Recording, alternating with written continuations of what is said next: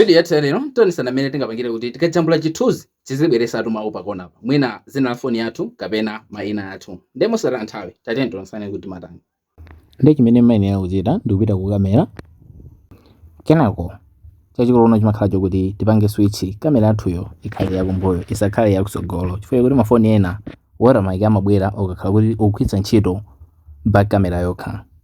Ena inde zimatha kutheka kuti front ndi back zonse zimatheka komano ena amabweretsa option yo ngati kamera imene tikujambulira ndi yakubakiyo ndi make sure kuti kamera imene ili active popanga ma settings yo ikhale yakumbuyo.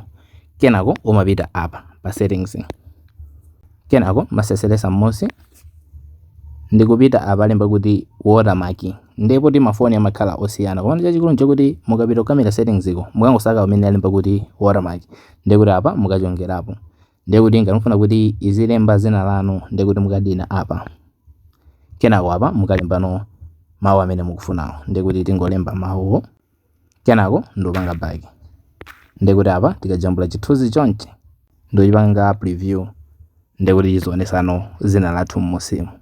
Basitu kupanga kwake ndi kumene gogo ndengati mufuna kuti mu videos ngati amene wawa asamakuphonyeni osayora kupanga follow. Tiyeni tionanso video yotsatira.